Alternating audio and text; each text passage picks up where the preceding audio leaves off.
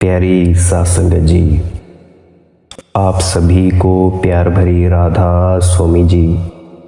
सत्संगत जी, कल के सत्संग में हमने जाना था कि तीसरी आंख कब खुलती है, और जब तीसरी आंख खुलती है तो हमें रोशनी दिखाई देती है और साथ में अनहद नाद या शब्द धुन भी सुनाई देती है।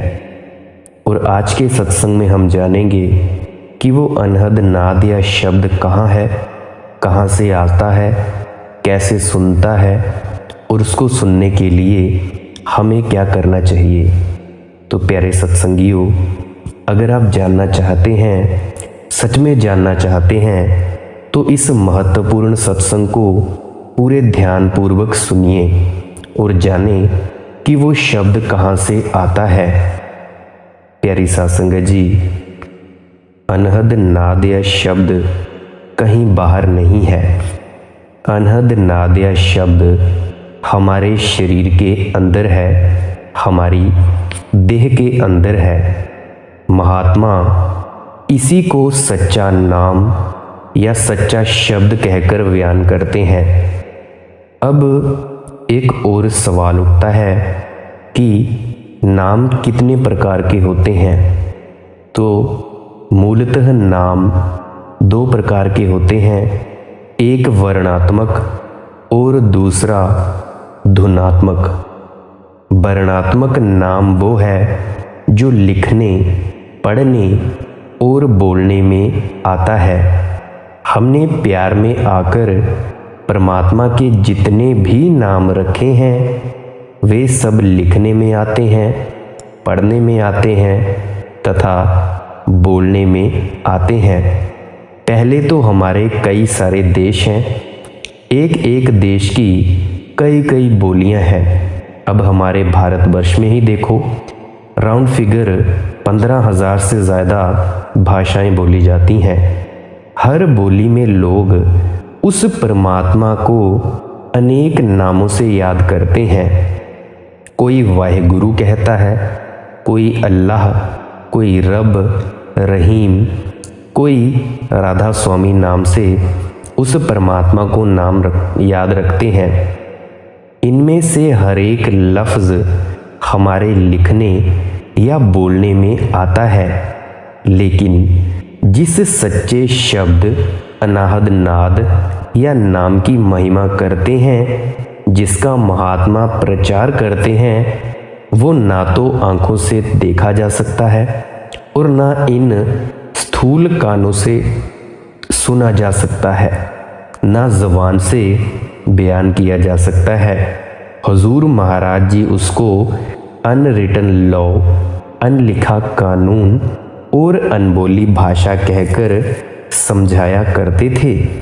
गुरु अंगद देव जी भी इसी नाम की महिमा करते हुए फरमाते हैं, अखी वाजों वेखना, बिन कन्ना सुनना, पैरां वाजो चलना, बिन हत्थां करना, जीबे बाजो बोलना, इउ जीवत मरना, नानक हुक्म पछाण कै तौ खसमै जा मिलना।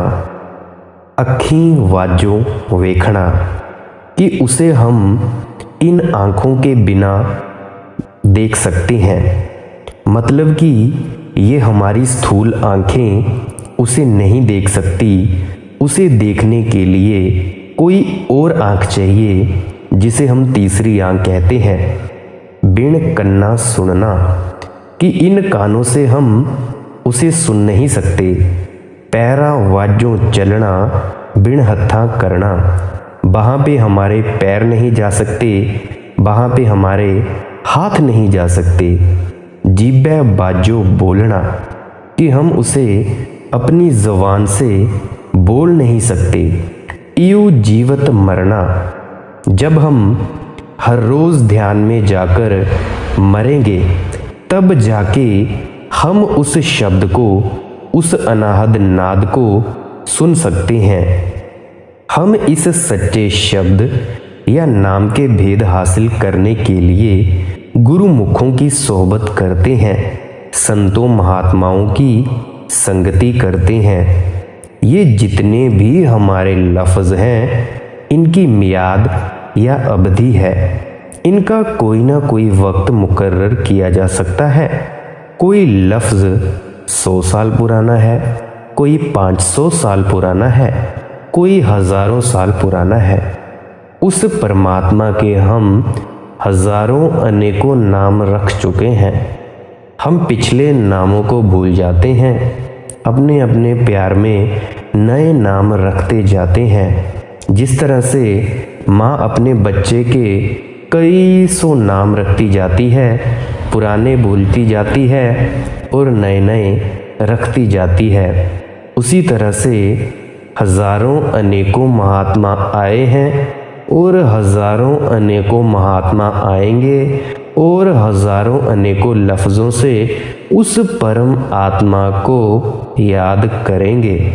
लेकिन जिस नाम की महिमा स्वामी जी महाराज या अन्य संत कहते हैं, सबसे पहले वो नाम था। सबको उस नाम ने पैदा किया। बाइबल में लिखा है, आदि में शब्द था, शब्द परमात्मा के साथ था और शब्द ही परमात्मा है। शब्द ने ही सारी सृष्टि की रचना की। गुरु अमरदास जी कहते हैं, नामे ही ते सब किछ होया, कि जो भी दुनिया की रचना आंखों से दिखाई दे रही है, इसको परमात्मा ने नाम के जरिए पैदा किया है। गुरु नानक साहिब जी समझाते हैं, शब्दै धरती शब्दै आकाश शब्दै शब्द हुआ प्रगास। सारी सृष्टि शब्द के पाछे, नानक शब्द घटै घटी आछे। उस शब्द ने हमारी धरती, हमारे सूर्य, चंद्रमा आदि की रचना की है। ये सब दिखाई देने वाली वस्तुएं जो भी आप अपने आसपास देखते हो, उस अनहद नाद या शब्द ने ही पैदा की हैं। वह शब्द हम सबके अंदर दिन रात धुनकारें दे रहा है। अब भी आपके अंदर धुनकारें दे रहा है जब आप सत्संग सुन रहे हो। ये बोले या लिखे जाने वाला शब्द हमारे साधन या जरिया हैं। वह शब्द हमारा मकसद या लक्ष्य है। कौन सा शब्द? अनाहद नाद शब्द। इन शब्दों के जरिए हमें वापस जाकर अपने ख्याल को धुनात्मक शब्द के साथ जोड़ना है, जिसको अनाहत नाद कहा जाता है।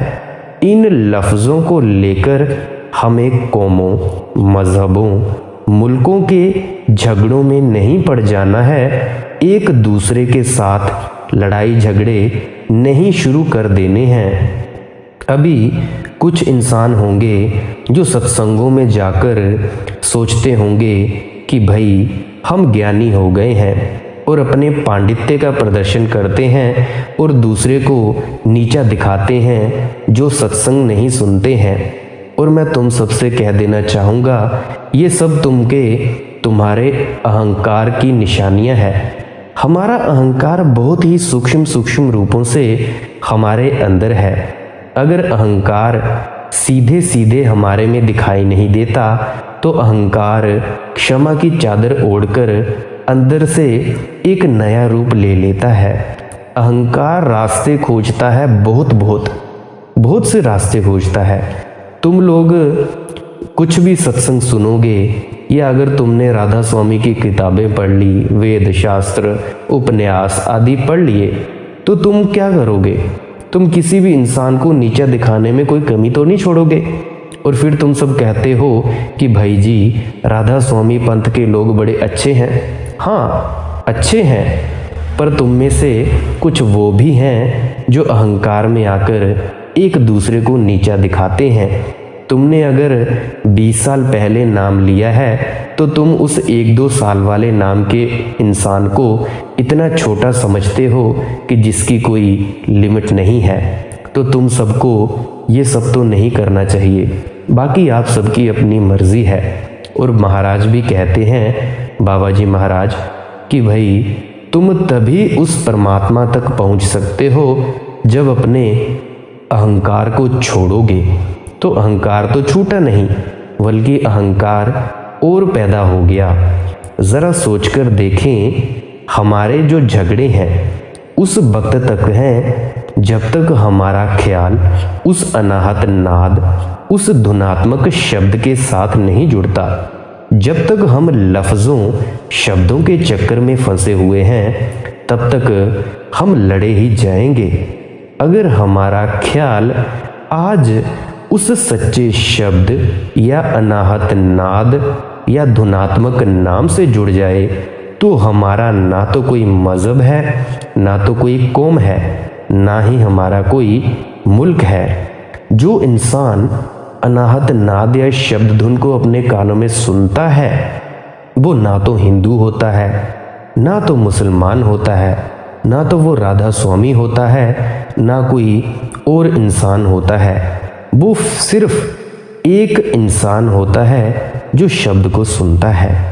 संत महात्मा हमें इन बहमों, भ्रमों और झगड़ों में से निकालने के लिए आते हैं, मगर हम दुनिया के जीव क्या करते हैं? इन चक्करों में से नहीं निकलते, बार बार इन झगड़ों में फंसते हैं। मैंने कई दफ़ा देखा है, एक बार दो सत्संगी जो अपने आप को समझते थे मेरे घर पे आए। एक कहने लगा कि भाई बाबा जी ने ऐसा कहा, दूसरा कहने लगा कि नहीं नहीं बाबा जी ने ऐसा कहा। तो दोनों आपस में बहस करने लगे और लड़ने लगे और यहाँ तक बात आ गई कि भाई मरने मारने पर बात आ गई। तो ये है हमारा सत्संगी जो अपना इस थोथा ज्ञान, अपने इस सूचनाओं को लेकर एक दूसरे से लड़ता है। अगर वो सच में ज्ञानी होते तब वो तो या तो बात नहीं करते। एक बार क्या हुआ, संत कबीर और बाबा शेख फरीद दोनों मिले। बाबा शेख फरीद जी संत कबीर के घर में आए। तो जैसे ही बाबा शेख फरीद जी का आगमन हुआ तो संत कबीर जी ने उनका स्वागत किया और उनको अपने घर में ठहराया। तो वो 3-4 दिन चुप रहे, उन्होंने कुछ बोला नहीं। तो उनके शिष्य जो थे वो यही इंतज़ार करते रहे कि दोनों कुछ ब्रह्म की चर्चा करेंगे, उस परमात्मा की चर्चा करेंगे, पर चर्चा तो कोई हुई नहीं। तो हुआ क्या, जब 2-3 दिन शेख फरीद जी रहे तो वो चले गए। तब संत कबीर के शिष्यों ने उनसे पूछा कि हम तो बड़े ही उत्सुक थे आपसे और उनसे कि कुछ ब्रह्म चर्चा होती, कुछ बहस होती तो हम कुछ जानते। तो संत कबीर ने बड़ा ही सुंदर उत्तर दिया। उन्होंने उत्तर दिया, अगर मैं यहाँ पे मैदान में अपने घर में यहाँ पे एक पानी का गिलास रख दूँ तो जो पानी का गिलास मुझे दिख रहा है वो क्या आपको भी दिख रहा है? तो दोनों ने कहा, उन्होंने शिष्यों ने, कि हाँ भाई हमें भी वो गिलास दिखेगा। तो संत कबीर ने कहा कि बस उस गिलास को, जो उस परमात्मा है, उसको मैंने भी देखा, उसको फरीद ने भी देखा, तो इस पर बात क्या करनी है? जिस इंसान ने गिलास को देख लिया, मान लीजिए मैंने भी देखा, आपने भी देखा पानी से भरा गिलास, तो क्या हम आपस में वाद विवाद करेंगे? कतई नहीं हो सकता। और अगर आपने बादल देखा है, बादल नीले हैं, मैंने भी देखा है बादल नीले हैं, तो क्या हमारा झगड़ा हो सकता है? कभी नहीं। और अगर मैं कहूँ the sun rise in the east, और अगर आप कहें कि सूरज पूर्व दिशा से निकलता है, तो मेरे में और आप में कौन गलत है और कौन सही? कोई भी नहीं। तो इसी तरह से झगड़ा सिर्फ 2 मूर्खों में होता है, 2 विद्वानों में, ज्ञानी पुरुषों में कभी भी झगड़ा नहीं हो सकता। और जो झगड़ते हैं वो ज्ञानी होते नहीं। ज्ञानी पुरुष हमेशा चुप रहने में ज़्यादा अपने आप को अच्छा अनुभव करते हैं। हम महात्माओं की तालीम से फ़ायदा उठाकर उस नाम की कमाई अनहद नाद को सुनने की कोशिश नहीं करते, बल्कि हम झगड़ते रहते हैं। और जो वो अनाहत नाद है वो कहीं बाहर नहीं है, वो हमारे शरीर के अंदर है। गुरु अमरदास जी फरमाते हैं, शरीरों पालन को बाहर जाए, नाम न लहै बहुत वेगार दुख पाए। जो लोग उस शब्द को देह या शरीर के बाहर ढूंढने की कोशिश करते हैं, वे जो बेगारी होते हैं उनकी तरह अपना वक्त ज़ाया करने में लगे हुए हैं। तो अभी हम जाने कि बेगारी कौन होता है। बेगारी वो होता है जो दिन भर काम करता है, खून पसीना एक करता है, लेकिन शाम को खाली हाथ वापस घर आ जाता है। कुछ लोग उस कोल्हू के बैल की तरह होते हैं जो सारा दिन घूमता है पर पहुंचता कहीं नहीं। हम सब इस दुनिया के जीव उस कोल्हू के बैल की तरह हैं, मेहनत भी करते हैं, वक्त भी बर्बाद करते हैं, मगर हाथ पल्ले कुछ नहीं पड़ता है। हम कई बार मैं सत्संग में जब उसके कमेंट्स को पढ़ता हूँ तो उसमें कुछ लोग कहते हैं कि जी जो आपने कहानी सुनाई या जो आपने कहा वो ऐसा नहीं है, वो वैसा है। तो इसीलिए मैं उन सबसे कहना चाहता हूँ कि अगर आप वैसे नहीं हैं जैसा मैंने सत्संग में कहा तो आप क्यों परेशान होते हो। आप जब वो हो ही नहीं जो मैंने आपको कहा तो आपको तो परेशान होने की ज़रूरत नहीं है। मान लें अगर मैंने आपको कहा कि आप चोर हैं और अगर आपने चोरी नहीं की तो आपकी तो कोई प्रतिक्रिया होनी ही नहीं चाहिए, ना तो आपको सफाई देने की ज़रूरत है। आप जब हो ही नहीं तो उसकी क्या ज़रूरत है।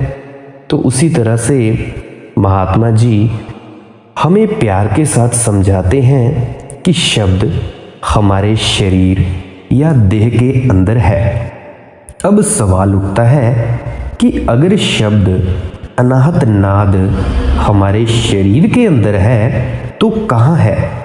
हमारी जो शरीर है उसके दो हिस्से हैं, एक हिस्सा आंखों से नीचे और दूसरा आंखों के ऊपर। हमारे सोचने का केंद्र आंखों के पीछे है। आप देखें अगर हम कोई बात भूल जाएं और उसे याद करना हो तो हमारा हाथ कुदरती तौर पर हमारे माथे पर चला जाता है। कभी भूली हुई बात को याद करने के लिए आप टांगों या पैरों पर हाथ नहीं मारते या पेट पर हाथ नहीं मारते। आंखों के बीच के स्थान पर हमारे सोचने के साथ बहुत गहरा संबंध है। हमारा ख्याल आंखों से उतरकर दोनों आंखों के बीच में से उतरकर 9 द्वारों के जरिए सारी दुनिया में फैला हुआ है। अब 9 द्वारे कौन से हैं?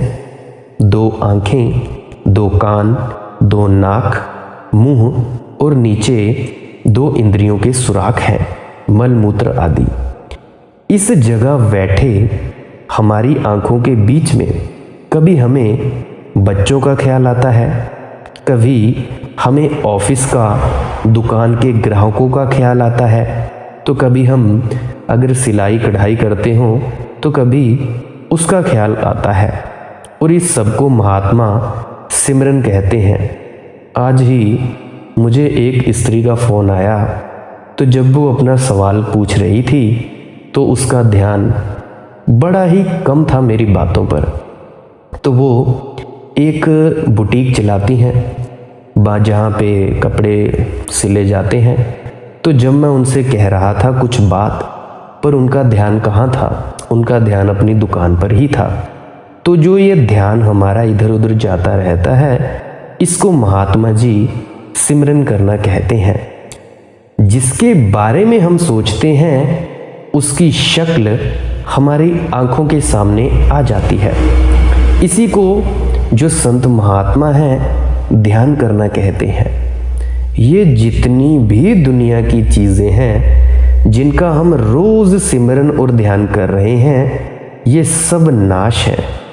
उनका प्यार हमें उन्हीं का बनाए बैठा है। उनके प्यार के कारण हम इस दुखों में, इस बार बार जन्म लेने और मरने के दुखों में फंसे रहते हैं। महात्मा जी समझाते हैं कि सबसे पहले हमें अपने फैले हुए ख्याल को वापस समेटकर आंखों के पीछे खड़ा करना है। जब हमारा ख्याल इस जगह पर इकट्ठा हो जाता है तो हमें पता चलता है कि वो मीठी से मीठी, सुरीली से सुरीली आवाज़, अनाहत नाद की आवाज़ जो मालिक की दरगाह से आती है, हम सबके अंदर सुनाई दे रही है। वहाँ कोई धर्म का सवाल नहीं है, ना तो किसी देश का सवाल है। आप लोग हिंदू होकर अंदर जाएं, सिख ईसाई होकर अंदर जाएं, उसी एक रास्ते से अंदर जाना है। अपने ख्याल को उसी अनाहत नाद या शब्द के साथ जोड़ना है। अपनी सुरत अथवा आत्मा को 9 द्वारों में से निकालकर उस अनाहत नाद, शब्द या नाम के साथ जोड़ने का मतलब ही मुक्ति के दरवाजे पर पहुंचना है। गुरु अमरदास जी प्यार के साथ उपदेश करते हैं कि 9 दरवाजे 10वें मुक्ता अनहद शब्द बजावणिया। अनहद शब्द, जब तक हमारा ख्याल आंखों से नीचे नीचे है, हम मुक्ति हासिल नहीं कर सकते। अगर जीते जी हमारे काम बुरे और खोटे हैं तो मौत के बाद किसी ने हमें संत महात्मा नहीं बनाना है। जो कुछ भी हमें हासिल करना है, जीते जी ही हासिल करना है। तो किसी को ये भ्रम ना रहे, इस भुलेखे में ना रहे कि भाई जी जब हमारा ये शरीर मरेगा तो हम सचखंड मोक्ष सतलोक में पहुँचेंगे। ये सरासर बिल्कुल घटिया और बकवास बातें हैं। संत सिर्फ उसे लेने आएंगे जो जीते जी मरेंगे, जीते जी मुक्ति हासिल करेंगे। तभी जब वो इस शरीर में मरेंगे, इस शरीर के असली 70-80 साल या जितने भी साल दिए गए हैं भगवान ने, उसके बाद मरेंगे, उसी वक्त सदगुरु लेने आता है, उसके अलावा कभी नहीं। सो इस भूल में ना पड़े रहें कि हमने नाम ले लिया, दीक्षा ले ली किसी भी गुरु से तो हम मुक्त हो गए। ये सब तुम्हारे अपने मन की चालबाजियां हैं। जीते जी हम मुक्ति किस प्रकार हासिल करेंगे? जब हम अपने ख्याल को 9 द्वारों से निकालकर 10वीं गली पार कर जाएंगे, उसकी निशानी क्या है? आप जी अमरदास जी समझाते हैं अनहद शब्द बजावणिया, कि वहाँ दिन रात अनहद शब्द धुनकारें दे रहा है। जब तक हम ख्याल को उस बिंदु या केंद्र पर, तीसरे तिल पर इकट्ठा नहीं करते जहाँ दाता दात दे रहा है, हम उस अमृत को पी कैसे सकते हैं? वो अमृत दिन रात आंखों के पीछे बरस रहा है, मगर हमारा ख्याल आंखों से नीचे उतरकर कभी काम की लहरों में फंस जाता है, कभी क्रोध की लहरों में फंस जाता है, कभी मुकदमों में, कभी कौमों में, मुल्कों में, झगड़ों में, बाल बच्चों में फंस जाता है। कोई इंसान कामी है तो कोई क्रोधी है, तो वो इंसान क्या करता है? काम और क्रोध को कोसने लगता है। पर उस मूर्ख इंसान को ये नहीं पता कि भाई ये सब ऊर्जाएं हैं, ये सब ताकतें हैं, शक्तियां हैं। जिस तरह से बिजली एक है पर उसके यंत्र बिजली से चलने वाले अलग अलग हैं। वॉशिंग मशीन देखिए, अलग है, पंखा अलग है, बल्ब अलग है, मोबाइल फ़ोन अलग है। बिजली एक ही है पर काम उसके अनेक हैं। उसी तरह से शक्ति या ताकत हमारे शरीर में एक है, पर वो ताकत अगर क्रोध में लग गई तो वो ताकत भी तो हमारी ही है। अगर वो काम में लग गई तो वो ताकत भी तो हमारी ही है। तो हम क्या कर सकते हैं? हम उस ताकत को अगर वापिस से खींचना शुरू कर दें, जिस तरह से हम कमरे में किसी पंखे को बंद कर दें, लाइट ऑफ कर दें या पंखा बंद कर दें। कैसे करते हैं? स्विच ऑफ कर देते हैं। जैसे ही स्विच ऑफ किया, बिजली का कनेक्शन कटा, पंखा या लाइट ऑफ। उसी तरह से अगर आपने अपनी इन वासनाओं से कनेक्शन काटना है, काम, क्रोध, लोभ, मोह, अहंकार से अगर आपने इन वासनाओं से कनेक्शन काटना है तो आप क्या करोगे? आपने ध्यान के जरिए अपने ख्याल को आंखों के बीच में रखना है। जब तक हम अपने ख्याल को 9 द्वारों में से निकालकर आंखों के पीछे इकट्ठा नहीं करते, तब तक हमारे ये वासनाओं का कनेक्शन कट नहीं होता।